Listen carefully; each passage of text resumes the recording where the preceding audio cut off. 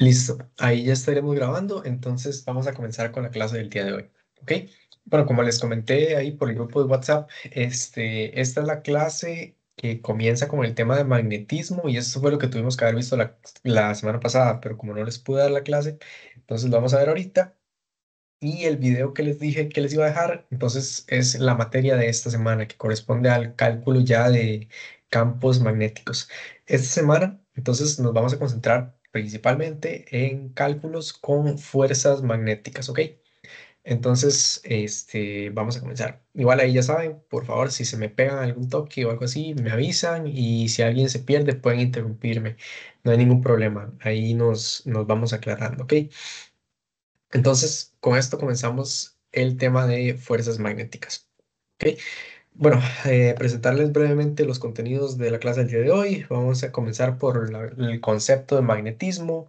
Pasamos a fuerzas magnéticas. Vamos a dar líneas de campo magnético, fuerzas magnéticas en conductores y torque en espiras. Así que de materia, en la clase de hoy es un poco pesada, pero esperaría no estar tardando mucho, porque, o sea, es mucho, pero no es tanto en tiempo, ¿ok? Entonces vamos a irlo viendo. Vamos a ver que todo es muy análogo con respecto a campo eléctrico, nada más que es como otro mundo nada más, pero todo es muy análogo, ¿ok? O sea, ya no hay que volver a entender el concepto de campo, no hay que volver a tratar de visualizar las líneas de campo como algo abstracto, sino como algo que ya entendemos de la parte de campo eléctrico, ¿ok? Entonces, comenzamos, ¿ok? Bueno. El magnetismo es un fenómeno que yo creo que la mayoría de las personas hemos experimentado en nuestra vida cotidiana antes de toparnos con este curso, ¿no? Algunos hemos tenido imanes, algunos hemos jugado con imanes y vemos que los imanes con los que nosotros jugamos tienen como una fuerza invisible ahí extraña que no podemos ver, pero que a veces provoca que no podamos pegar imanes entre sí o que más bien por ejemplo, cuando pegamos un imán a un objeto metálico, como que hay una fuerza que lo atrae. ¿Ok? Esto es el magnetismo y es un fenómeno electromagnético y de los materiales que se materializa en nuestra vida cotidiana. Por eso es tan importante el que lo tengamos que estudiar. Bueno, ustedes igual sabrán, por ejemplo, estas frases de que los polos opuestos se atraen y que los polos iguales se repelen. Eh, Eso viene del uso de imanes, donde un imán es el dispositivo o el elemento físico que está magnetizado y que me produce un campo magnético. ¿Ok? Recordemos que lo que me producía campo eléctrico era que yo tuviera una carga en el espacio. Para el campo magnético, lo que me produce campo magnético es que yo tenga un imán. O, por el contrario, algo que vamos a ver a continuación. Pero entonces un imán me produce un campo magnético. Y el imán está compuesto por un polo sur y un polo norte. ¿Ok? Siempre vienen en pares. Aquí no es como en el campo eléctrico en el que yo pueda tener cargas positivas y pueda tener cargas negativas también por aparte. O sea, puede tener solo cargas positivas o solo cargas negativas. No, aquí en campo magnético siempre vienen uno de la mano del otro. O sea, yo no puedo tener un polo sur sin un polo norte. No existen los monopolos magnéticos. ¿Ok? Entonces siempre vienen de la mano, polo sur con polo norte. Y se cumple lo mismo que vimos para campo eléctrico, donde tenemos que el polo norte se atrae con el polo sur se atrae con el polo norte, pero los polos iguales se van a repeler. ¿Ok? Un polo norte se repele con un polo norte y un polo sur se repele con un polo sur. ¿Ok? Entonces, nosotros conocemos esto bastante bien, el tema de los imanes. ¿Ok? Pero algo que tenemos que entender también es que cuando yo tengo cargas en un movimiento, o sea, tengo una corriente que pasa a través de un conductor, esto me produce un campo magnético también. ¿Ok? Lo vamos a ver más a detalle a continuación, pero de momento con lo que les estoy presentando nada más necesito que tengamos en cuenta que, por ejemplo, imaginen que yo tengo una brújula. Si ustedes saben, las brújulas funcionan utilizando el campo magnético de la Tierra. ¿Ok? Entonces es básicamente un instrumento que reacciona a cambios en el campo magnético. O sea, que en este caso dice que tenemos un alambre que no conduce corriente, la aguja de la brújula apunta hacia el norte. ¿Ok? Pero, ¿qué pasa si el alambre, ok, yo tengo un alambre y tengo una brújula encima del alambre? ¿Qué pasa si ese alambre ahora lleva corriente? ¿Ok? Si la lleva en una dirección, la brújula va a tender a apuntar en una cierta dirección y si la corriente va en la dirección contraria, la brújula va a apuntar en la dirección contraria. ¿Qué nos quiere decir esto? Bueno, pues justo lo que les acabo de mencionar, que cuando tengo corriente, esto me va a producir un campo magnético. Ese campo magnético es lo que me está afectando la dirección de, perdón, de la brújula en este caso. ¿Ok? Entonces, ahorita nada más necesito que tengamos en cuenta el concepto del campo magnético. Entonces, yo puedo cuantificar esa fuerza producida por el campo magnético, ya sea de atracción o de repulsión. En este caso, está dado por esta ecuación que tenemos acá, que me dice que la fuerza producida por un campo magnético es igual a la carga del elemento que está sufriendo la fuerza multiplicado por la velocidad que tenga la carga, producto cruz con el campo magnético en el que se encuentra. ¿Ok? Entonces, esta fórmula puntualmente es para cargas puntuales, ¿ok? En un campo magnético. ¿Y qué podemos ver de esta fórmula? Bueno, que si la carga no está en movimiento, o sea, tiene una velocidad igual a cero, entonces no va a sufrir una fuerza. ¿Ok? Y también del hecho de que tengamos un producto cruz, podemos inferir esto que tenemos de este lado de la diapositiva, donde dice que una carga que se mueve de forma paralela al campo magnético experimenta una fuerza magnética igual a cero. ¿Por qué? Porque recordemos que cuando tenía un producto cruz, el producto cruz se iba a hacer cero cuando los vectores que son parte del producto cruz están paralelos. En este caso, entonces, si yo tengo un campo magnético en esta dirección, que es el que me están dibujando por acá, y yo tengo una partícula como esta carga, que se mueve justo en esa dirección, es como que si no estuviese sintiendo ninguna afectación por el campo magnético. ¿Ok? Es solo cuando hay una desviación de ese campo magnético y que la partícula se está moviendo a una cierta velocidad que esta siente algún tipo de fuerza. ¿Ok? Y pues esa fuerza, ¿verdad? Como viene de un producto cruz, va a ser perpendicular a los dos vectores, al vector de velocidad y al vector de campo magnético. ¿Ok? Entonces, bueno, dice esto por acá, que una carga que se mueve a un cierto ángulo con respecto a un campo magnético experimenta una fuerza magnética de magnitud, eh, esto que tenemos por aquí, que es básicamente entonces la componente perpendicular de la velocidad con la que se mueve el elemento, producto cruz, con la magnitud del campo magnético en este caso, ¿ok? Y aquí destacar también que el campo magnético se mide en teslas.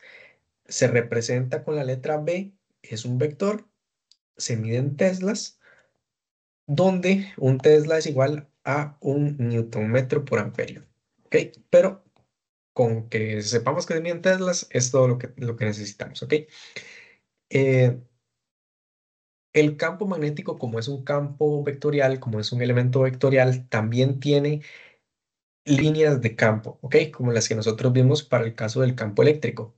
Para el caso del campo eléctrico, decíamos que las cargas positivas producían líneas de campo eléctrico que salían en todas direcciones, ¿ok?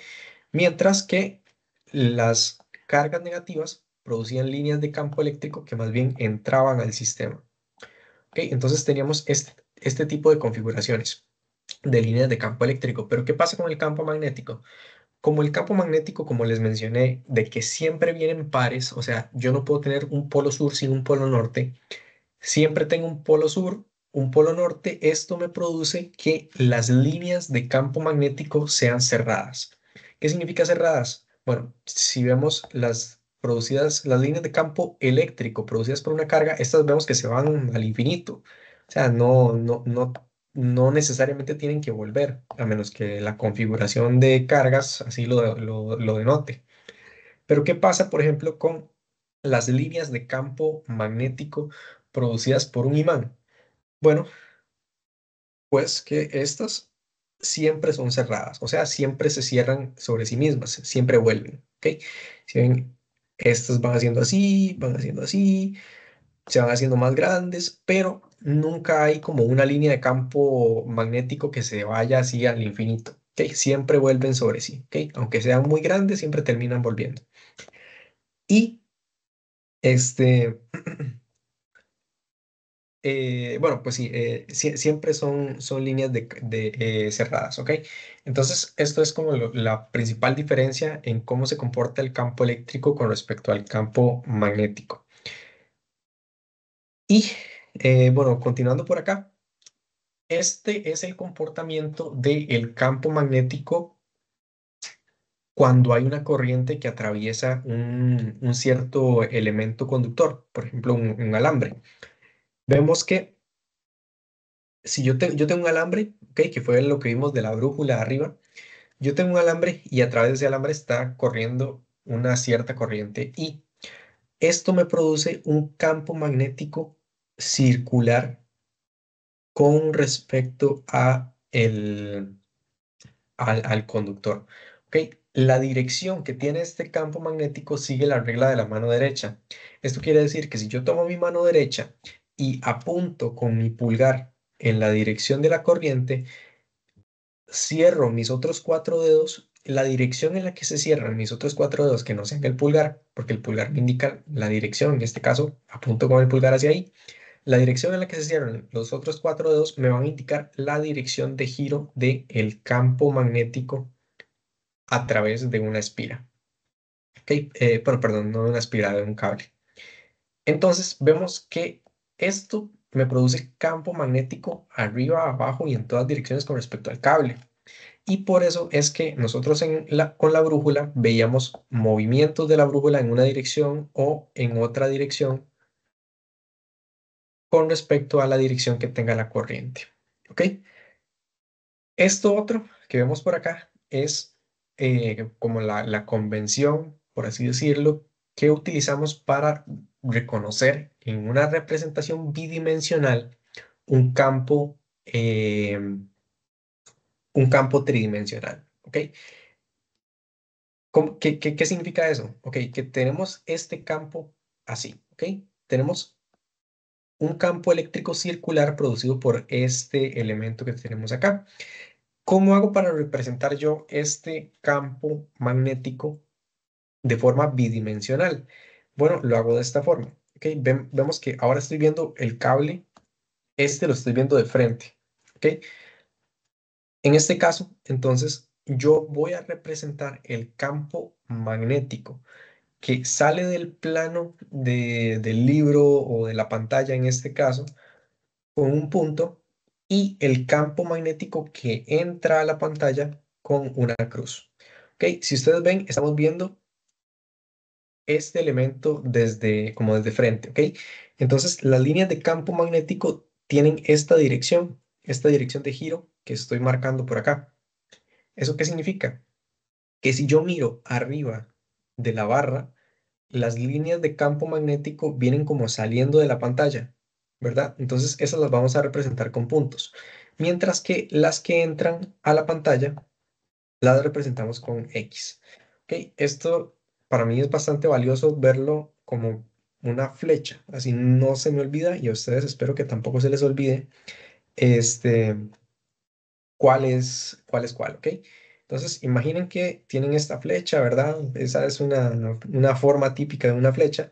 Si ustedes ven esta flecha dirigiéndose hacia ustedes, o sea, como en dirección hacia ustedes, ustedes la van a ver desde la punta, ¿verdad? O sea, la van a ver desde acá. ¿Y cómo se debería ver la punta de una flecha? Pues se debería ver como circular, más o menos, como un cono, como ver un cono desde arriba. ¿Ok? Entonces, si el campo magnético, en este caso la flecha, viene hacia mí, lo represento con un círculo. Y si yo más bien estoy viendo la flecha alejarse de mí o el campo magnético entrar en la pantalla, yo más bien estoy viendo la flecha desde esta dirección. ¿Ok? Esto se supone que es un ojo, ¿verdad? Esta es como la típica representación física de un ojo. Yo lo estoy viendo desde esta dirección y más bien estoy viendo la coletilla esta que tienen las flechas. Y la veo entonces en forma de X, ¿ok? Ya con eso no se les va a olvidar cuál es cuál lado. Eh, de momento, ¿alguien tiene alguna consulta con algo de la materia que hemos visto? ¿O todo bien? Ok, buenísimo. Entonces vamos a continuar. Como se imaginarán, como tenemos un campo vectorial, lo mismo que aplicábamos para flujo de campo eléctrico, aplica para flujo de campo magnético. ¿Ok? Eso significa que yo puedo tener una cierta cantidad de campo magnético que atraviesa una determinada área. Y a eso es algo que nosotros denominamos como flujo magnético. ¿Ok? ¿Cuál es el flujo de líneas de campo que atraviesan una cierta área diferencial o una cierta área puntual? ¿Ok? En este caso, el flujo de campo magnético se define casi que igual que el flujo de campo eléctrico. Si recuerdan la definición, ¿verdad? Teníamos que el flujo de campo eléctrico, voy a escribirlo por aquí arriba, el flujo de campo eléctrico era igual a la integral del producto punto del campo eléctrico con un diferencial de área. Si lo ven, nuestra definición para el flujo de campo magnético es la misma, nada más que utilizamos al campo magnético. ¿Ok?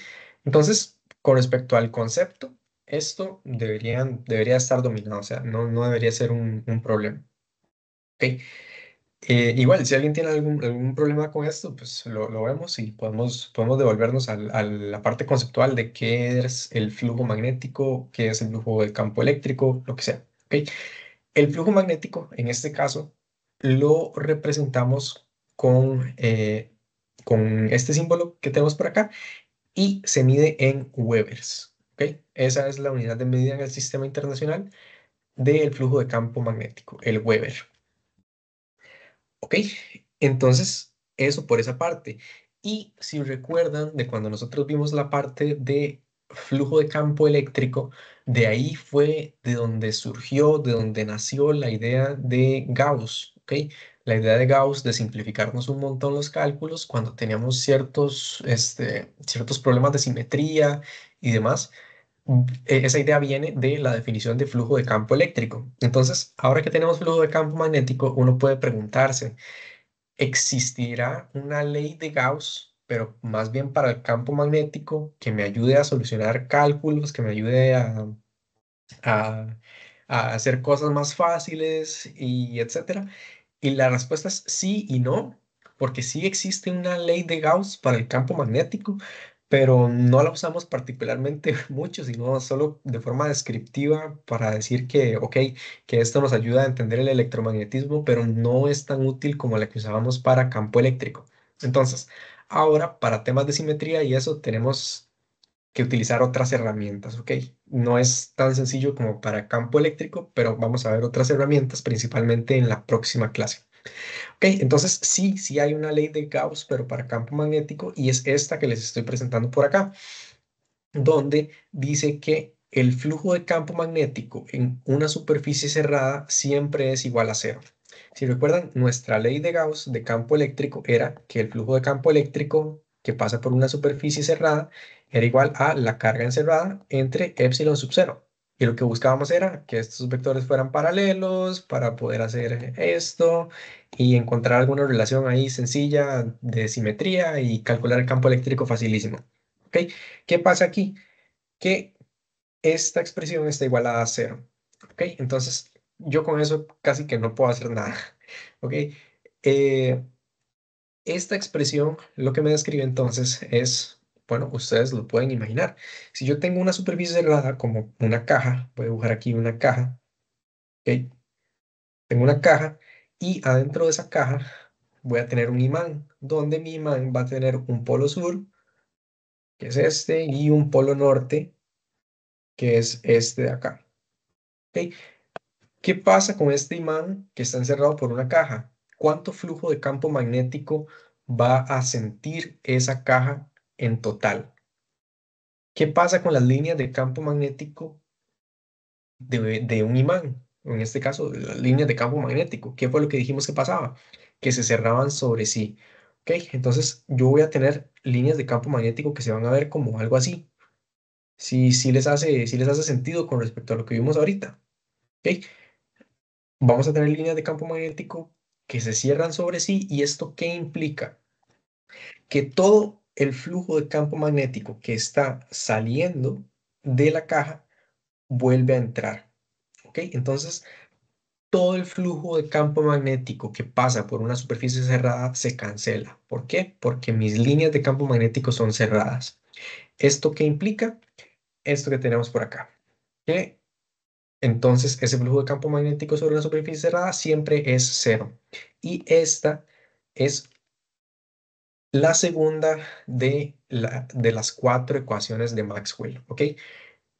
Que las cuatro ecuaciones de Maxwell son los cuatro pilares sobre los que se fundamenta el electromagnetismo y toda la teoría de ahí enfrente. ¿Ok? Entonces, con eso podemos describir todo el electromagnetismo. Ya conocemos dos, que son las dos de Gauss, la de Gauss de campo eléctrico y la de Gauss de campo magnético en este caso. Nada más que, particularmente, como ya les mencioné, esta no es tan útil. ¿Ok? Entonces, es más como un tema conceptual de que conozcamos ese detalle. ¿Ok? Eh, entonces, ahora vamos a estudiar la fuerza magnética, pero producida en conductores. ¿Ok? Porque nosotros vimos la fuerza magnética que siente una partícula puntual. Y pues nosotros sabemos también que las partículas puntuales no es necesariamente con lo que nosotros nos encontramos día a día.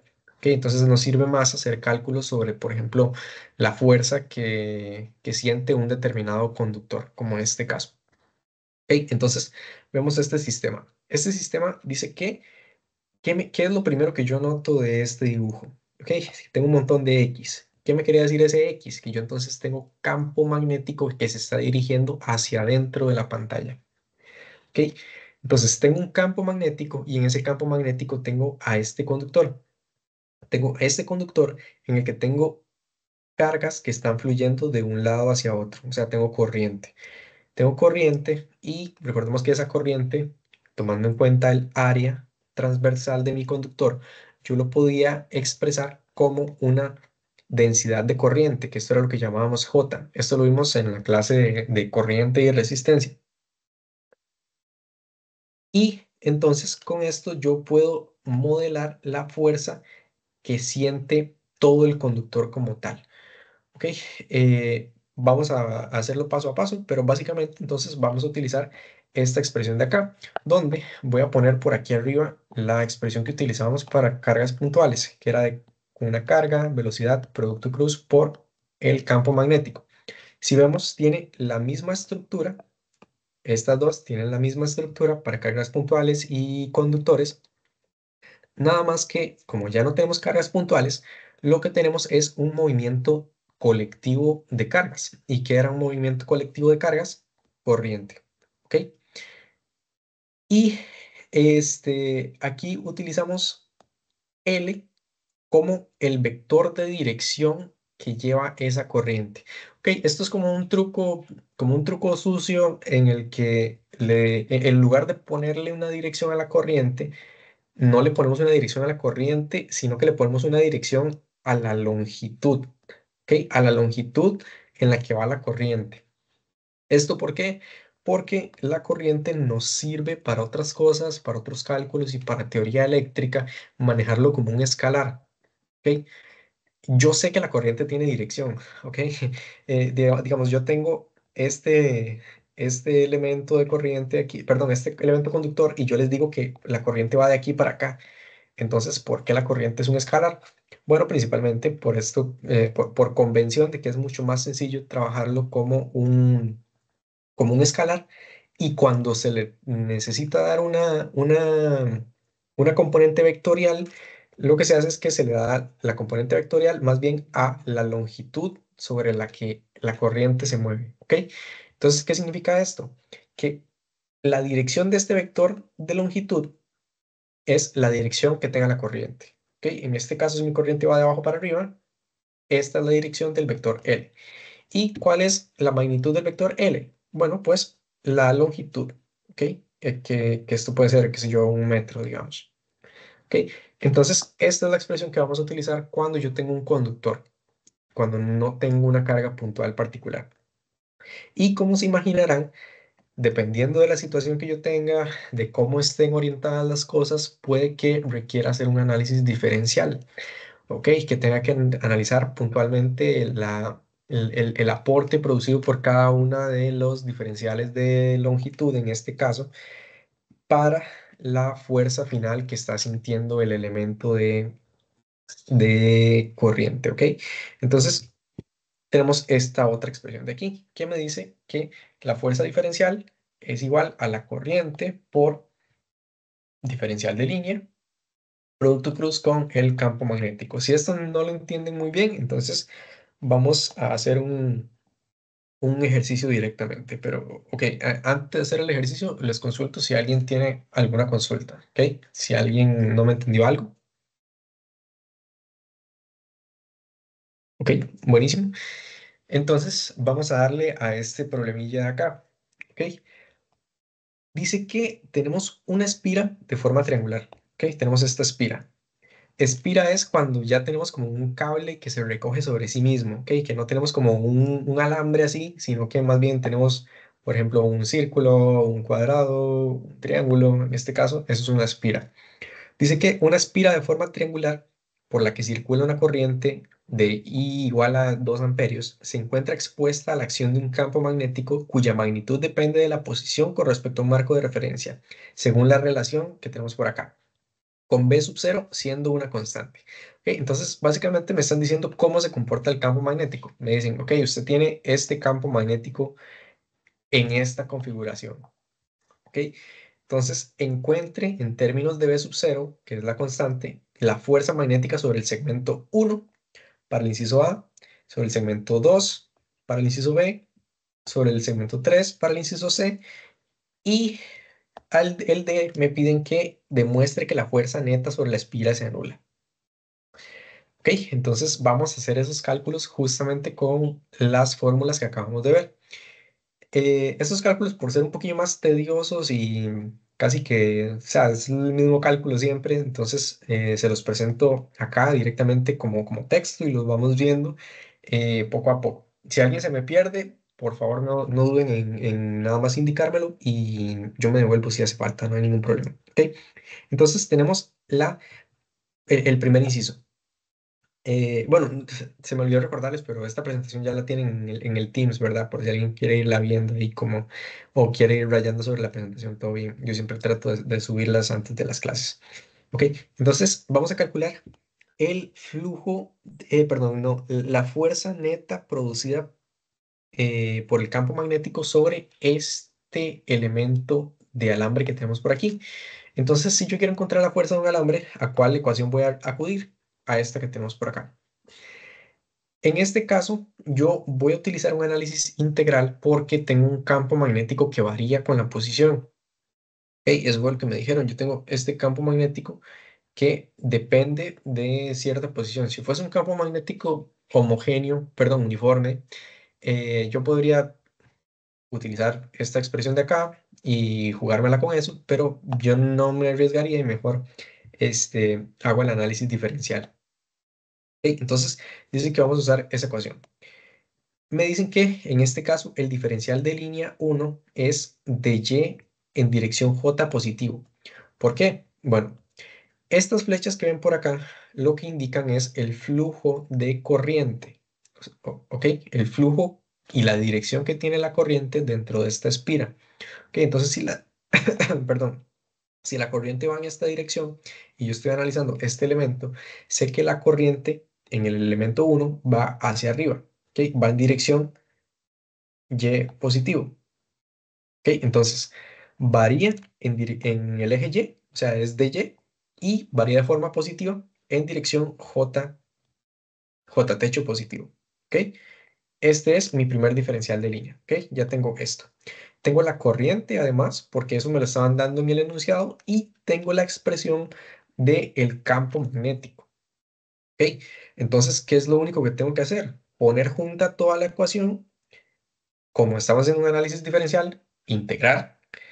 Y eso ya me va a dar el valor de la fuerza que siente todo el elemento conductor. ¿Ok? Entonces, tenemos esta expresión de acá. Dijimos entonces bueno, la corriente es una constante, por eso ahí la sacan, o sea, no importa. Y pues tenemos corriente, tenemos mi elemento diferencial de línea, ¿ok? Que fue este que razonamos por acá. Producto cruz con mi expresión de campo magnético, donde me dijimos, perdón, me dijeron que este es una constante y pues estos son vectores directores, ¿verdad? Aquí, entonces, yo voy a integrar y en este caso, particularmente en esta expresión, yo sé que no dependo de ninguna X por ahí que esté metida, entonces todo bien con esta parte que me dicen que en la sección uno X es igual a uno. Me voy a volver un momento, si vemos que en esta sección X siempre es igual a uno. En el eje X estamos en uno, nos movemos en este elemento que está por acá, y en el eje Y, el Y varía desde uno hasta 2. ¿Ok? Entonces, si mi diferencial de línea estaba en términos de dy, yo sé que probablemente la integral que yo tenga que hacer, porque ese es el elemento que está variando en este caso, voy a tener que integrarlo desde uno hasta 2. ¿Ok? Y eso es lo que se hace por acá. ¿Ok? Entonces, como dije, para quitarnos la parte diferencial de acá, lo que hacemos es integrar. Entonces, ¿qué integramos con respecto a el diferencial que yo planteé? En este caso, el diferencial de longitud. Y justo lo que les acabo de decir, integramos desde uno hasta 2. ¿Ok? Entonces, ¿cómo diablos yo resuelvo un producto cruz dentro de una integral? Bueno, pues vamos a tener paz y tranquilidad y primero vamos a hacer el producto cruz dentro de la integral. ¿Ok? Entonces, esto es una constante, lo podemos sacar de la integral y el producto cruz también, o sea, esas son dos propiedades, cada una, o sea, esto servía para la integral y para el producto cruz, yo puedo sacar las constantes, todo bien. Y entonces me quedo con lo de adentro. ¿Y qué es lo de adentro entonces? Que yo voy a tener que hacer el producto cruz que tenía carácter distributivo de entonces J cruz I y luego J cruz K. ¿Ok? Entonces eso es lo que se hace aquí. J cruz I, J cruz K. Y pues ahí nada más resuelvo el producto cruz como sea, con cualquiera de las técnicas que nosotros hemos visto para resolución de productos cruz. Igual, si a alguien se le olvidó, podemos repasarlo tranquilamente. Y entonces, ok, estos son vectores unitarios. Los vectores unitarios, el resultado del producto cruz no me va a dar una, una cierta magnitud, sino que me va a dar eh, otro vector unitario. En este caso, el resultado de este producto cruz es menos k, ¿ok? Y el resultado de este producto cruz es y techo. Y eso es lo que luego vemos aquí abajo. ¿Ok? Nada más que lo reacomodaron. Y entonces tenemos ahora sí que integrar esta vara de aquí. ¿Cómo integramos esto? Bueno, pues podemos decidir nada más integrar esto, esta integral simple de aquí adentro. Y como esto es una constante, la podemos sacar de la integral. ¿Ok? Entonces, al final mi integral es solo la integral de y, que eso que me da y. ¿Ok? Y evalúo de 2 a 1. ¿Ok? Entonces, este es el resultado final de la fuerza que siente elemento el elemento conductor 1. ¿Ok? Bueno, este no es el resultado final porque aquí hacía falta sustituir nada más el valor de corriente que me habían dicho que era 2 amperios. Que entonces, ahora sí, este de aquí abajo, ese sí es el valor final de la fuerza que siente el elemento. ¿Ok? Entonces, vemos que es un cálculo bastante sencillo, es nada más de plantearlo bien y no asustarnos cuando, por ejemplo, pasan estas cosas, ¿ok? Como un producto cruz dentro de una integral, primero hacemos uno, luego hacemos lo otro y tenemos paz nada más, ¿ok? Este, no sé cómo vieron esta parte, este primer inciso de este problema. Si alguien se me perdió por ahí, alguien que no haya entendido algo, todo bien, ¿ok? Entonces, si todo bien, podemos pasar al siguiente inciso. ¿Qué me decían en el siguiente inciso? Que encontrara otra vez lo mismo, pero para este elemento de acá. ¿Cuál va a ser la principal diferencia que yo voy a tener en este elemento? Ok, el procedimiento va a ser el mismo. Vamos a tener que usar la misma ecuación porque estamos buscando lo mismo. Pero, ¿qué me va a cambiar aquí? Aquí me va a cambiar el diferencial de longitud. ¿Ok? El diferencial de longitud 2, que sería el del elemento 2, ¿cómo debería estar construido? ¿Ok? Yo tengo que este elemento de corriente se mueve en esta dirección. ¿Ok? Entonces, ¿cómo lo defino? Se mueve en menos y, ¿verdad? Porque se está yendo en dirección y negativa, ¿verdad? Y negativa.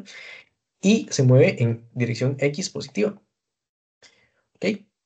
Entonces, este elemento de diferencial de longitud yo lo puedo definir como en la dirección y, perdón, en la dirección, sí, en la dirección y, que sería dirección x positiva, vamos a tener un dx y vamos a tener una dirección menos j de y, ¿ok? Porque me estoy moviendo de forma negativa en el eje y. ¿Ok? Entonces, este es mi segundo elemento de longitud. Y con eso, entonces, memorícenselo y ahora nos vamos a ir a el cálculo de esta fuerza del segmento 2 que sería entonces, esto es justamente lo que les acabo de decir arriba, que esa es la diferencia principal en todo el cálculo que tenemos que hacer. Ahora, mi elemento diferencial de longitud 2 está compuesto por dos diferenciales. ¿Ok? Entonces, ¿qué hay que hacer? Ahora yo tengo este producto cruz dentro del cálculo que tengo que hacer. Entonces, ¿qué voy a hacer? Nada más hacer el producto cruz tranquilamente. Nuevamente recordando que el producto cruz es distributivo en este sentido. Que yo puedo sacar a factor común esto y no tener que tratarlo en el producto cruz. Aquí no lo hicieron, aquí lo tomaron en cuenta para cada elemento, pero no importa. ¿Ok? Entonces, vamos a hacer el producto cruz de este elemento con este elemento. Luego, el de este elemento con este elemento, que sería este.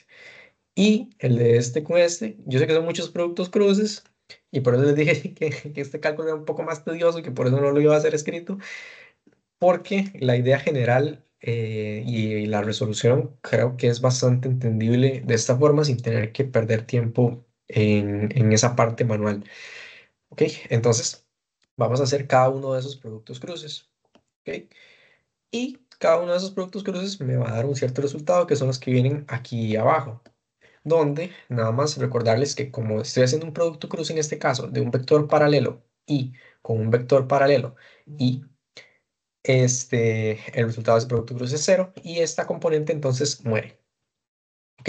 Entonces, sin tomar en cuenta esta componente, tengo que el resultado de este producto cruz es esto que tenemos por acá. Y para entonces calcular la fuerza que tenía que hacer, simplemente multiplicarlo por la corriente. ¿Ok? ¿Por qué? Porque esta parte es una parte de el cálculo que necesitamos hacer. ¿Ok? ¿Qué es lo único que me hace falta? La corriente I. ¿Ok? Entonces, nada más tengo que multiplicar por I. Y, ok, aquí todavía los tengo como diferenciales. Entonces, ¿qué tengo que hacer? Para obtener, en lugar de la fuerza diferencial, la fuerza completa, integrar. ¿Ok? Esto ya lo hemos visto en todo el curso. ¿Ok? Entonces, multiplico por I y integro cada uno de los elementos diferenciales. ¿De dónde a dónde voy a integrar? Bueno, ¿de dónde a dónde varía X? ¿De dónde a dónde varía Y? En este caso es una coincidencia que los dos varíen desde 1 hasta 2. Si nos vamos otra vez al diagrama, vemos que X varía de 1 a 2, mientras que Y varía de 1 a 2. Ok, eso es por la simetría del problema, pero no necesariamente tendría que ser así. Qué sé yo, imaginen que este elemento, perdón, que este elemento de corriente llega hasta acá. Ok, que esto digamos que es 3 ahí a medio escala.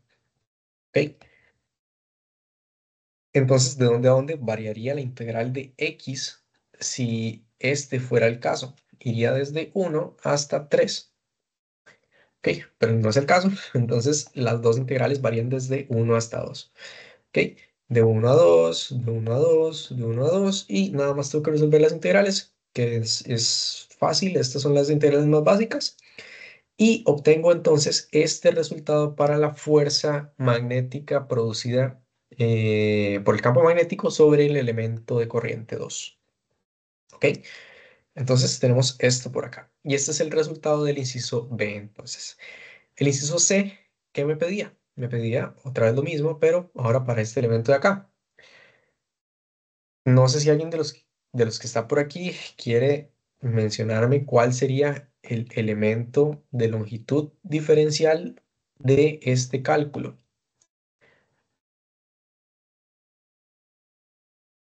¿Y alguien quiere? De X, ¿ok? Sí, casi. Nada más le faltó la dirección, ¿ok? ¿Por qué? Porque nos estamos moviendo, sí, en el eje X, pero recordemos que el diferencial de X va en la dirección, en la dirección de la corriente. En este caso, la corriente va para allá, que sería en dirección de X negativo. ¿Ok? Entonces vamos a ir en menos I de X. ¿Ok? Ok, entonces ese va a ser nuestro diferencial de longitud para este tercer elemento, menos I de X. ¿Ok? Que sería, sí, aquí puramente. Ok, entonces vemos que para este caso es justo lo que acabo de decir, menos I de X, y que pues en este caso la coordenada Y se mantiene igual a 1. ¿Ok? Hacemos el cálculo exactamente igual que los mismos que hicimos anteriormente, no me voy a detener mucho con esto, y ahora evaluamos de X aquí en la integral desde 1 hasta 2, y eso me da que la fuerza que siente este elemento de corriente entonces es 2 V sub 0 en dirección J positivo. ¿Ok? Todo bien. ¿Y qué me pedía entonces el inciso D? El inciso D me dice, demuestre que la fuerza neta sobre la espira se anula. ¿Ok? Entonces, ¿qué tendría que hacer? Nada más sumar las fuerzas de todos los elementos que componen la espira. ¿Ok? Sumar los tres resultados que obtuve de los incisos A al C. Y eso es lo que hacemos acá. Dice que sumando todas las fuerzas sobre la espira, fuerza 1, fuerza 2, fuerza 3, ¿verdad? Aquí vamos a ver que todo se me cancela. ¿Ok? Tengo un I positivo, bueno, un 2B sub 0 I positivo, y aquí tengo un 2B sub 0 menos I. ¿Ok? Entonces, esta se murió con esta. La K negativa se murió con la K positiva, y la J se murió con esta otra J. ¿Ok? Entonces, todo me termina dando 0. Ok, entonces, este es el resultado de este problema. ¿Alguien se me perdió o todo quedó claro? Todo claro, profe. Buenísimo, muchas gracias. Entonces, si todo está claro, esto puramente me va a servir como concepto para la siguiente parte de teoría del curso, que es torque en espiras. ¿Ok? Recordemos este resultado que obtuvimos. ¿Ok? Recordemos este resultado. Cuando yo tengo una espira en un campo magnético homogéneo, esta espira no va a sentir una corriente, perdón, una fuerza neta en alguna dirección, sino que lo que va a sentir es un torque. ¿Por qué? Bueno, veamos este dibujo que tengo acá. Este dibujo me dice que, ok, veamos primero, perdón, veamos primero que yo tengo un campo magnético que va moviéndose hacia arriba, ¿ok? Va en dirección K. Y tengo una espira amarilla aquí, donde en la espira la corriente se mueve en esta dirección, es lo que me están diciendo estas flechitas de aquí. ¿Qué pasa si yo calculo, que es justo lo que acabamos de hacer, la fuerza producida por cada uno, por el campo magnético sobre cada uno de los elementos de la espira? ¿Ok? Esta fuerza me va a dar en las direcciones que están marcadas en rojo. ¿Ok? En este caso, esta fuerza, la magnitud de esta fuerza es igual a la magnitud de esta otra fuerza, pero en sentido contrario. ¿Ok? Mientras que esta fuerza es igual a esta fuerza, pero en sentido contrario. Entonces las fuerzas se cancelan. Pero ¿qué pasa? Aquí no estamos analizando una partícula puntual, estamos analizando un cuerpo. Recordemos que cuando nosotros analizamos cuerpos en física 1 teníamos que no solo tomar en cuenta cómo se trasladaba, sino también cómo rotaba, ¿verdad? Y esa rotación nosotros la cuantificamos a partir de un torque, ¿ok? Entonces, esto es lo que conocemos como torque en espiras, ¿ok? Entonces, para una espira que se encuentra dentro de un campo magnético, esta espira no va a sentir una fuerza que la vaya a hacer trasladarse del espacio, ¿ok? Que es justo lo que acabamos de demostrar arriba, ¿verdad? O sea, en una espira, en un campo magnético, tengo una fuerza cero, o sea, la fuerza neta que sienten todos los ejes de la espira, todos los elementos de la espira es cero. Pero ¿qué sí voy a tener? Voy a tener un torque. Entonces, ¿qué me hace ese torque? Ese torque me va a querer alinear lo que yo conozco como el momento dipolar magnético, que es este vector anaranjado que está acá, con la dirección del campo magnético. ¿Ok? ¿Qué es este momento dipolar magnético? Bueno, lo vamos a ver justamente en esta diapositiva, que el momento dipolar magnético, concéntrense primero en lo que les estoy subrayando por acá, está dado como, es un vector que está dado como la corriente producto con el vector de área de una espira. ¿Ok? Nosotros recordemos que el vector de área de una espira o el vector de área de una cierta superficie era un vector normal a la superficie, pero con la magnitud del área de la superficie. ¿Ok? En este caso, una espira, yo sé que esto es espacio vacío y que en realidad la espira es solo como el marco, pero nosotros vamos a tomar en cuenta el área de la espira como toda esta área de acá. ¿Ok? Entonces, toda esta área que yo estoy marcando por acá es el área de la espira. ¿Ok? ¿Y cuál dirección va a tener ese vector? Va a tener una dirección normal a la espira. ¿Ok? Si ustedes ven esta espira, yo le puedo asignar dos direcciones de normalidad a ese vector. O sea, yo podría poner un vector normal para acá, pero también podría poner un vector normal más bien como hacia abajo. ¿Ok? Y si no, no como saliendo hacia arriba, sino como saliendo hacia abajo. ¿Sí lo ven? Que yo podría tener un vector de área para acá. Entonces, ¿cómo definimos cuál es la dirección real de ese vector de área? La definimos a partir de la regla de la mano derecha y el sentido de giro de la corriente. Ok, entonces, nuevamente, yo con mi mano derecha voy a poner mi pulgar, no, perdón, más bien esta vez voy a poner mis cuatro dedos, que no son el pulgar, que se cierren en dirección a el giro de la corriente. ¿Ok? Entonces voy a tratar de hacer un dibujo. Yo sé que mis dibujos son horribles. Eh, yo tengo más bien como esta situación aquí. ¿Ok? Tengo mis cuatro deditos cerrados en la dirección de giro de la corriente. ¿Ok? Se cierran en esta dirección porque es con mi mano derecha. Y mi pulgar queda apuntando en la dirección que va a tener ese vector de área. ¿Ok?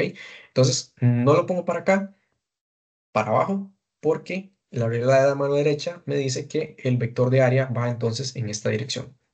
Y si lo ven, el vector de momento dipolar magnético, que es este mu, es el vector de área escalado. ¿Ok? Escalado por una corriente. O sea que ambos tienen la misma dirección. ¿Ok? Entonces, este vector de momento dipolar magnético es normal a la espira. Entonces, como les decía, este sistema físico lo que va a hacer es querer tender a rotar tal que me alinee mi vector de momento dipolar magnético con la dirección del campo magnético que está afectando a la espira en cuestión. ¿Ok? Entonces, si lo ven, esta fuerza se cancela con esta se cancela con esta. Pero, ¿qué pasa si ustedes le aplican, traten de visualizarlo en la vida real, si ustedes a este sistema que está así inclinado le aplican una fuerza, pueden hacerlo con su teléfono, por ejemplo, pueden poner su teléfono así como inclinado y lo jalan con la misma fuerza de ambos lados con respecto al eje que está inclinado, que va a querer tender a hacer el teléfono, va a querer tender a ponerse como horizontal, ¿verdad? Entonces, ¿qué me va a pasar? Que mi vector de área, mi vector de momento dipolar magnético, va a querer tender a ponerse paralelo con el vector de dirección del campo magnético, perdón. ¿Ok? Entonces, esto es lo que nosotros vemos realmente. Y entonces, como yo no tengo una traslación, tengo un torque, de ahí viene la necesidad de definir este vector de momento dipolar magnético. ¿Por qué? Porque el torque yo lo cuantifico con el vector de momento dipolar magnético y el campo magnético, ¿ok? Con esta expresión que tenemos por aquí arriba, un producto cruz, ¿verdad? Entonces con esto yo puedo calcular el torque. ¿Qué pasa en este caso si mi espira ya está completamente horizontal, completamente paralela, el vector de momento dipolar magnético con el campo magnético? Pues que no va a sentir ningún torque porque ya llegó como al punto donde quiere estar y este torque se me hace cero, ¿ok? Cuando estos dos vectores son paralelos, ¿ok? Y bueno, ¿verdad? Esto es un producto cruz, también lo podemos ver de esta forma, por lo menos su magnitud, como el producto de las magnitudes de los vectores por el seno de phi, donde phi en este caso es el ángulo que separa los dos vectores, ¿ok? Entonces, ¿qué tal con esto? ¿Estamos bien? ¿Alguien se me perdió? Entonces, ven, estamos teniendo conceptos de torque y cosas que vimos en física uno ahorita en física 2 también, ¿ok? Entonces, todas estas formulitas, ¿verdad? Ahí apuntarlas porque las vamos a usar y mejor tenerlas por lo menos presentes para empezar a practicar y hacer algún tipo de problemas por ahí, ¿ok? Este, como se imaginarán, entonces, cuando yo tengo una espira que está como desalineada, su vector de momento dipolar magnético con el vector de campo eléctrico, perdón, de campo magnético, esa tendencia a querer acomodarse, a querer acomodar los dos vectores de forma paralela, implica que hay como algún tipo de energía, ¿cierto? Que el sistema tiene algún tipo de energía que le permite querer hacer ese acomodo, ¿verdad? O sea, un sistema sin energía no se podría mover del todo. ¿Ok? No, no es solo que no se pueda trasladar, sino que tampoco puede rotar. Un sistema que no tiene energía. Pero ¿qué pasa? Mi sistema sí quiere como tener energía para poder acomodarse a la forma en que les he mencionado. Entonces, esa energía potencial es la que llamamos energía potencial de un dipolo magnético.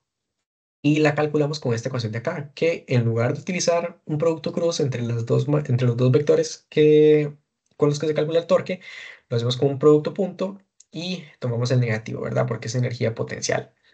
¿Ok? Entonces, mi energía potencial va a ser máxima cuando mis vectores de momento dipolar y campo magnético están antiparalelos.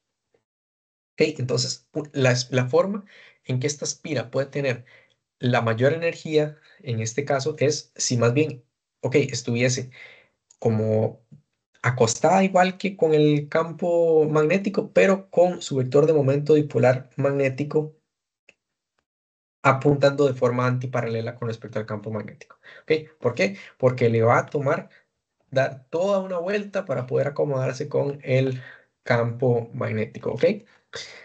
Entonces, esa es la idea de esto de la energía potencial de un dipolo. ¿Ok?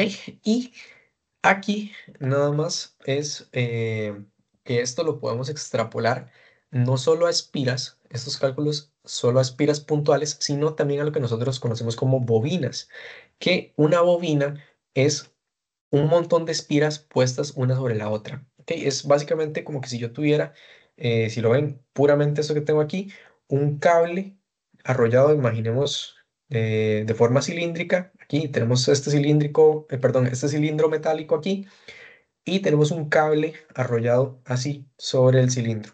Eso es una bobina. Cuando ya no tengo solo una espira puntual como un círculo o un triángulo o un cuadrado en un campo magnético, sino que tengo un montón, como uno así arrollado encima del otro. ¿Ok? Entonces, el cálculo del torque que va a sentir una bobina es exactamente igual al que hicimos anteriormente, nada más que lo vamos a multiplicar por n, donde n es la cantidad de vueltas que tiene la bobina. ¿Ok? Entonces, por ejemplo, yo aquí les digo que, qué sé yo, esta bobina está compuesta por n igual a 20. ¿Ok? Entonces son 20 espiras circulares dando vueltas una sobre la otra. ¿Ok? ¿ok? Si ven esto, I por A es mu, ¿ok? Entonces, el torque de una bobina es igual a N, que es el número de vueltas, por, esto no es producto punto, esto es un por el momento dipolar magnético, producto cruz con el campo magnético, ¿ok? Entonces, nada más multiplicar por N. Y con eso podemos extrapolar este tipo de cálculos que tienen que ver con espiras, ¿ok? Entonces, con eso en mente, podemos Profe, venirnos a hacer este problema que está por... Sí, adelante. ¿no podría explicar otra vez cuándo el momento es máximo? Digamos, el momento magnético. Sí. ¿Cuándo la energía es máxima? Sí, sí, Ok. Este, ok, imagínese que usted tiene este sistema donde su sistema va a querer acomodarse tal que el vector de momento dipolar magnético le quede paralelo con el vector de campo magnético. ¿Ok? Entonces, visualícelo así. Este sistema, así como está, va a tener la misma energía que, por ejemplo, si yo tuviese un sistema que tiene que mover su vector de momento dipolar magnético, este que estoy dibujando aquí, que, ok, este es de otra espira que está acomodada diferente, no, nada más no estoy dibujando la espira. eh, este elemento, digamos que es el que está dibujado, tiene que usar menos energía para llegar desde este estado hasta estar paralelo con el campo magnético. Pero esta que está un poco más alejada necesita más energía para poder acomodarse con el campo magnético. ¿Ok? Entonces, ¿qué pasa si yo sigo moviéndome? ¿Ok? Si yo sigo moviéndome,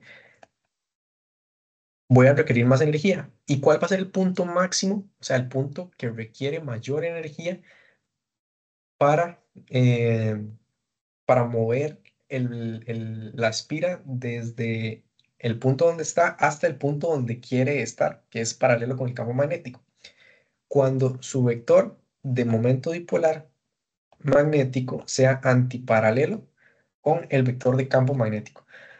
¿Por qué? Porque tiene que hacer todo este recorrido para acá, tiene que dar toda la vuelta para poder alinearse con el campo magnético. Entonces, una espira que se encuentra en esta condición, o sea, que los dos vectores son antiparalelos, es la que va a guardar mayor cantidad de energía potencial. ¿Ok? Esto es, que como podrá imaginarse, es el punto máximo porque ya, si más bien yo tengo una espira que tiene el vector de momento dipolar magnético en esta dirección, pues le va a tomar menos energía que la que está antiparalela completamente. ¿Ok? Digamos que a este vector de aquí le toma la misma energía que a este otro vector de acá, llegar de aquí a aquí. ¿Ok? Y eso lo podemos ver con esta ecuación. ¿Ok? Como es una ecuación que tiene un producto punto, entonces, ok, yo puedo descomponer ese producto punto como la magnitud de los vectores multiplicado por el coseno del ángulo que los separa. Ok, entonces, ¿cuándo esta expresión va a ser máxima? Esta expresión va a ser máxima cuando coseno valga -1, ¿verdad? ¿Por qué? Porque me están diciendo que la expresión es negativa. ¿Ok? ¿Y qué me puede hacer positiva esta expresión? Bueno, un coseno negativo. ¿Y cuál es el valor máximo negativo que alcanza el coseno? -1. ¿Ok? En este caso, entonces, ¿en qué momento el coseno alcanza ese valor de -1?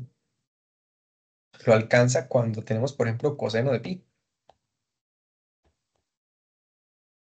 ¿Ok? Recordemos, coseno de cero es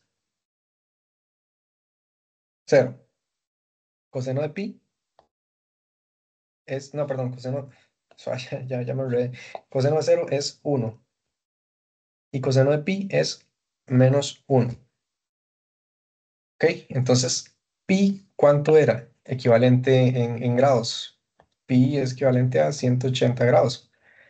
¿Ok? Entonces, cuando yo tengo estos dos vectores, que el vector de momento dipolar magnético y el vector de campo magnético, que aquí tengo campo magnético B y vector de momento dipolar magnético mu están separados por un ángulo de 180 grados, es el punto donde voy a tener una máxima cantidad de energía potencial.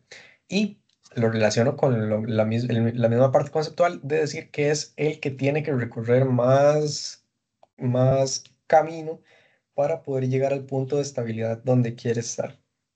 ¿Ok? No sé si con eso ya quedó un poquillo más claro. Sí, y ahora sí, sí, digamos, cuando la letra rara, mu, digamos, está contraria al campo, ahí es el máximo. Ajá, exactamente, exactamente. Y más bien voy a tener la energía mínima cuando mis vectores son paralelos. ¿Ok? Cuando mis vectores son Ok. paralelos, o sea, cuando yo tengo mu aquí y tengo campo magnético aquí, o sea, son paralelos.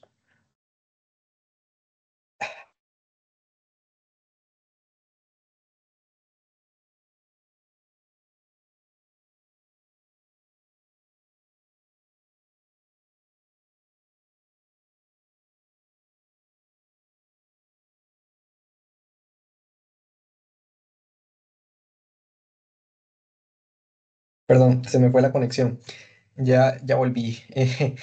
Cuando mis vectores son paralelos, en este caso, es cuando voy a tener la energía mínima. ¿Por qué? Porque el sistema no tiene que moverse prácticamente, o sea, no tiene que moverse, ya está en el estado en el que quiere tender a estar, entonces es el punto de energía mínima, ¿ok? Entonces sí, si no hay ninguna otra duda con esto o con algo de la materia que hemos visto, entonces podemos pasar a el desarrollo de el ejemplo que tenemos por acá, ¿ok? Les dejo el espacio por si alguien tiene alguna consulta. Si no, entonces vamos a darle este ejercicio, ¿ok? Ok, lo tenemos por aquí. O bueno, tenemos bastante chance. No sé si quieren que les dé unos 10 minutos para que lo traten de hacer ustedes. Hagamos el inciso A nada más. Si ven, el inciso A es lo mismo que el inciso B y el inciso C, en realidad nada más como cambiando un poco la orientación. Entonces, si ya sabemos cómo hacer uno, pueden hacer los otros dos. Yo solo les voy a resolver el inciso A y con eso estamos listos.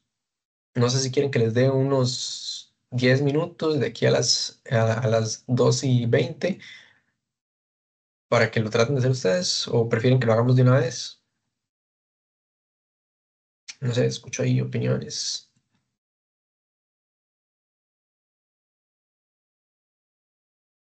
Sí, bueno, ok. Si quieren que les dé chance de hacerlo, levanten la mano. Sí, profe, yo creo que podría tratar de hacerlo. Ahí tal vez Ok, unos... Y ok, sí, ok, buenísimo. Sí, esa es la idea, que lo vayan bien, que lo vayamos viendo. Les adelanto que este es el último ejercicio que tengo para el día de hoy. Entonces, o sea, no nos va a sobrar tiempo. Créanme, no hay problema. Entonces, ok, si quieren de aquí a las 2:20, les doy chance para que hagan este problema. Y volvemos a las 2:20 para resolverlo, ok. Se los dejo proyectado por acá y nos vemos entonces.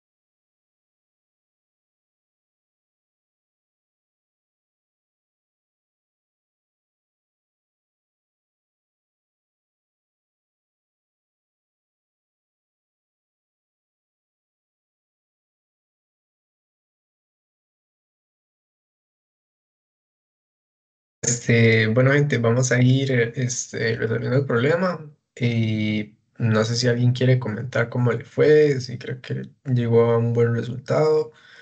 Si no, pues lo hacemos ahorita, ¿ok? Bueno, profe, si quiere, si quiere lo va haciendo para ver cómo Buenísimo, vamos. buenísimo. Genial, man. Ok, entonces vamos a irlo viendo. Ok, dice que la espiral rectangular que se muestra en la figura gira sobre el eje Y conduce una corriente de 15 amperios en la dirección indicada. Ok, entonces tenemos una corriente I, 15 amperios, y de una vez yo veo la dirección de la corriente, pongo mi mano derecha, pongo los cuatro dedos en la dirección de giro de la corriente y me doy cuenta que en este caso mi vector de área debería moverse en esta dirección. Debería ser como algo así, ¿ok? Esta es la dirección de mi vector de área y por lo tanto de mi vector de momento dipolar magnético. ¿Ok? Eh, Dice que si la espira está en un campo magnético uniforme con magnitud de 0,48 teslas en la dirección X positivo, calcule la magnitud y la dirección de la torca que se requiere para mantener la espira en la posición que se muestra. ¿Ok? Este, entonces, tenemos que el torque, que es lo que andamos buscando, debería ser de mu cruz P. ¿Ok? Donde sabemos que mu, que es el momento dipolar magnético, es el vector de área escalado por la corriente que pasa por la espiral. Ok, entonces, vamos a tener que mi vector de área va a ser nada más la multiplicación de las dimensiones de el elemento. Que en este caso dice que es de 6 centímetros por 8 centímetros. Veo que es una espiral rectangular. Tengo 0,06 metros por 0,08 metros, está en centímetros. Tenemos un área de 0,0048 metros cuadrados. ¿Ok? Y entonces yo tengo también, me están diciendo que mi campo magnético tiene una magnitud de 0,48 teslas en la dirección X positivo. ¿Ok? Entonces tenemos 0,48 teslas en dirección Y techo. ¿Ok? X positivo. ¿Ok? Entonces, ¿qué es lo que debería hacer acá? Lo que debería hacer es hacer este producto cruz, ¿no? Sí, ok, usar el producto cruz, pero lo que me piden es la magnitud y dirección del torque. Ok, entonces no puedo solo hacer la expresión simplificada del producto cruz, sino que tengo que hacer el producto cruz completo. Ok, ¿eso qué implica? Que requiero las componentes del momento dipolar magnético. O sea, ocupo las componentes del vector de área. ¿Ok? Yo sé que el vector de área entonces va a tener esta dirección. Y aquí lo único que tendríamos que hacer es acomodarnos a a las direcciones que tenemos para hacer una correcta descomposición del vector, nada más. Aquí vemos que tenemos que este es el eje X, este es el eje Z, y como la espira gira sobre el eje Y, entonces vamos a tener que las componentes del vector de momento dipolar magnético van a ser solo en el eje X y en el Z. Ok, entonces yo voy a tomar este rectángulo de acá, ok, perdón, este rectángulo, este triángulo de acá, lo voy a dibujar por aquí para que no se nos olvide cuál es. Ok, y ese lo estoy dibujando aquí.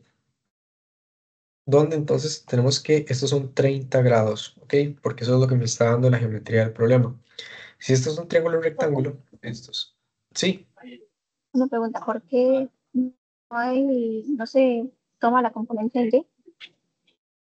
en este caso sabemos que no va a haber componente en el eje Y del campo, perdón, del vector de área y por lo tanto del momento dipolar magnético, porque me están diciendo que la espira gira, perdón, Aquí me lo están diciendo. Si la espira está en un campo, o sea, ya me perdí. Aquí está, gira sobre el eje Y y conduce una cierta corriente. ¿Ok? Entonces, la espira gira alrededor del eje y por cómo está acomodada, yo no estoy pensando en que vaya a tener algún tipo de traslación o rotación que no sea la que gira alrededor del eje Y. Yo sé que este vector, que debería ser normal a esta superficie, no debería tener componente en el eje Y. ¿Por qué? Porque, ok, imagine que usted tiene esta espira acá. Usted tiene eje X y eje Z aquí. Un vector normal a esta espira, en esta dirección, va a estar contenido dentro del plano ZX. ¿Ok? Porque usted aquí tiene una perpendicularidad aquí y luego está tomando una perpendicularidad del plano normal con respecto al plano de la espira. ¿Ok? Entonces, este vector está contenido en el plano XZ. ¿Eso qué significa? Que no tiene una componente en el eje Y.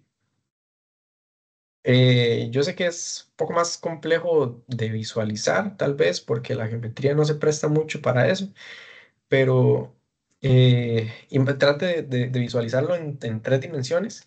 Usted va a ver que este vector va a estar contenido en el plano XZ. ¿Ok? ¿Por qué? Porque es normal a esta cara que tenemos por acá. Sí, sí queda un poquillo más claro. Sí, sí lo puede visualizar. Sí, sí, gracias. Ok, perfecto. Entonces sí, con eso no tendríamos componente mu y. Ok, entonces, continuando con el tema de los ángulos, tenemos entonces, si yo veo este sistema desde arriba, digamos que yo lo estoy viendo desde, perdón, desde aquí, ok, este nuevamente es el ojo lo estoy viendo desde arriba, yo sé que el vector de momento dipolar magnético debería ser como algo así. Ok, debería estar como en esta dirección, más o menos. Si lo ven, que sería normal a la superficie de la espira, que esa debería ser esta que estoy marcando acá en rosado. Ok, esa es la superficie de la espira. Ok, lo estamos como viendo desde arriba. Entonces, ¿qué quiero hacer? Descomponer este vector en su componente en el eje X y en el eje Z. Ok, entonces esto de aquí deberían ser 60 grados. Y aquí es pura trigonometría, pura geometría, nada más acordarme ahí de algunas propiedades de ángulos. Esto aquí deberían ser 30 grados. ¿Ok? Esto nuevamente porque por trigonometría nada más, esto va a ser un ángulo de 90 aquí, este va a ser el de 60 ahora. Y entonces ese ángulo que voy a tener por ahí es de 30. ¿Ok? Entonces si este es mi eje X y este es mi eje Z, positivo en esta dirección, entonces yo tengo que, ay, perdón, a Z va a ser igual a bueno, al valor del área por el coseno de 30 grados, en este caso, ¿verdad? Cateto adyacente sería tomar el coseno y, perdón, a X debería ser eh, A por el seno de 30. Hay nada más geometría. Ok, esto me da menos 0,004157 metros cuadrados. Y esto 0,0024 metros cuadrados. Uy, perdón, este no va en menos. Si lo ven, este vector entonces me está quedando con componente negativa del eje Z, lo cual tiene sentido porque esta es la dirección positiva del eje Z. Y me queda positivo en X, ¿verdad? Ahí nada más estoy haciendo la descomposición del vector. Eso no debería ser tanto problema. Eh, ok, entonces con esos componentes yo puedo entonces calcular mi vector mu, ok, que sería nada más multiplicar esos componentes por la corriente. Yo lo voy a hacer directamente. Esto me va a dar una componente de mu, de momento dipolar magnético, de menos 0,06235 en dirección K, más 0,0362 dirección I. ¿Ok? Esto en amperios metro cuadrado, que esas son las unidades del vector de momento dipolar magnético. ¿Cómo sé qué unidades tiene? Bueno, es el producto de la corriente por el área. La corriente se mide en amperios y el área se mide en metros cuadrados. ¿Ok? Amperios metro cuadrado. Entonces, con eso ahí, ¿qué es lo único que tengo que hacer para averiguar el torque que se requiere para que el sistema se quede en la configuración en la que está? Nada más hacer el producto cruz de esas dos magnitudes. ¿Y qué tendría que hacer? Pues nada más resolver este producto cruz de cualquier forma en la que ustedes suelan resolver este tipo de productos cruz, ¿ok? Yo lo voy a hacer con un determinante aquí rápidamente. Mu por el campo magnético, aquí con un determinante. Tener I, J, K. El mu dice que tiene componentes en I y en K, entonces tenemos 0,0362 por aquí, 0 de componente en J. Voy a separar esto un poco más para que no se confunda. Ok, 0 de componente en J y menos 0,06235 de componente en K. Mientras que el vector de campo magnético dice que perdón, solo tenía componente en dirección I.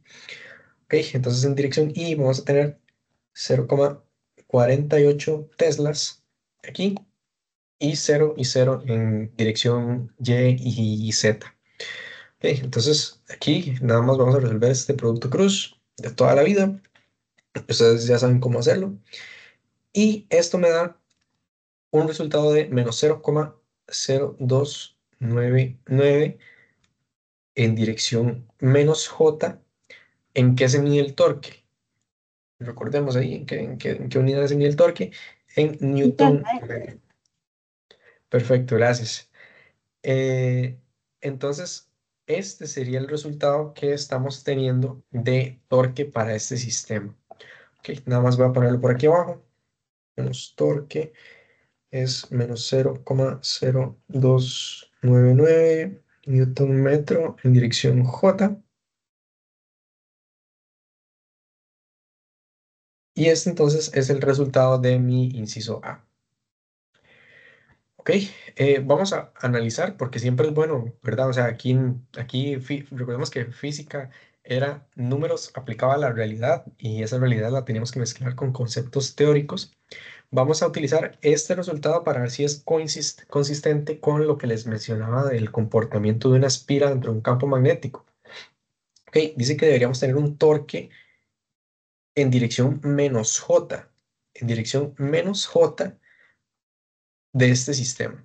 Ok, ¿cuál es la dirección J de torque en este caso? ¿Ok? Recordemos que el torque era positivo cuando era antihorario y era negativo cuando era horario.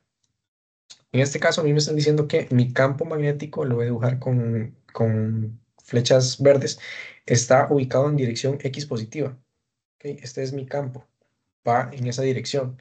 Entonces, según lo que comentamos de teoría, ¿en qué dirección debería rotar esta espira para alinear este vector de campo magnético, perdón, este vector de momento dipolar magnético con el vector de campo magnético, que es lo que dijimos que quería hacer? Debería rotar en esta dirección, ¿verdad? Para que ahora la espira me quede como aquí más o menos. Y mi vector de momento dipolar magnético ahora me quedaría paralelo con mi vector de campo magnético. Ok, sí, estamos de acuerdo. Debería como rotar para allá. Y entonces estoy teniendo un torque, según mi cálculo, estoy teniendo un torque negativo en dirección Y, perdón, en dirección J. O sea, debería tener un giro horario, ¿ok? Porque dijimos antihorario positivo, horario negativo, debería tener un giro horario, dirección horaria, o sea, un giro exactamente en la dirección en la que lo esperaríamos, ¿ok? Con esto, con este tipo de análisis, que es súper sencillo, o sea, a ustedes les toma, yo me tomo mis buenos minutos aquí explicándolo por lo mismo para que ustedes desarrollen esa habilidad de hacerlo rápidamente. Con eso ustedes ya confirmaron que probablemente tienen la respuesta bien. Si no se equivocaron en la magnitud, el análisis de signos y de lo que está pasando dentro de su sistema está bien. ¿Qué pasa si a mí me hubiera dado aquí un torque positivo? Qué sé yo, se me fue un signo en alguna parte.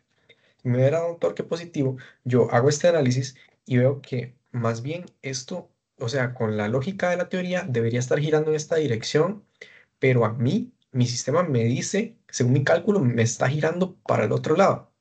Ok, entonces yo puedo decir, esto está raro, voy a revisar otra vez mi cálculo y pum, me voy a encontrar con el error que cometí y por qué tengo un menos donde no debería estar o por qué me hace falta un menos. Ok, este tipo de cosas son las que ustedes principalmente se tienen que llevar de este tipo de tutorías, de alguien, de alguien que ha estado en los zapatos de ustedes y que sabe qué errores se pueden cometer, qué cosas son buenos consejos y cómo entrarle a este tipo de problemas, además de algún que otro consejillo por ahí de algo que yo les pueda brindar. Y entonces, si lo ven, por esto mencionaba que no iba a hacer los otros incisos, porque el B dice que es lo mismo que el A, pero en el caso en el que el campo está en la dirección menos Z, que lo único que habría que cambiar ahí es, en lugar de poner esto aquí, sería menos 0,48 aquí y esto en cero. Entonces es vale, no lo voy a hacer. Tiene que hacer ese cálculo ahí. Y el tipo, perdón, el inciso C es parecido. Ustedes lo pueden hacer y pueden comprobar las respuestas en el libro. Este es un ejercicio de Sears y el Szymanski. Pueden buscar las respuestas ahí para que practiquen. Pero si no, bueno, no sé si hay alguna duda con este problema, algo que no haya quedado claro por ahí. Ok, Bueno, pues, buenísimo. Entonces, si no hay dudas, hasta acá estaremos llegando con la clase del día de hoy. Esto era lo que les tenía preparado. Ya la última diapositiva es nada más referencias. Y bueno, agradecerles a quienes pudieron estar por acá, quienes no también. Y si no hay ninguna consulta, pues nos estaremos viendo la próxima semana. Yo espero apenas tener chance, grabarles el video de la clase de campo magnético y subirlo para ya ponernos al día con el tema de la materia. Entonces, sin más por agregar, de agradecerles y nos vemos. gracias, profe. Pura vida, con mucho gusto. Hasta luego.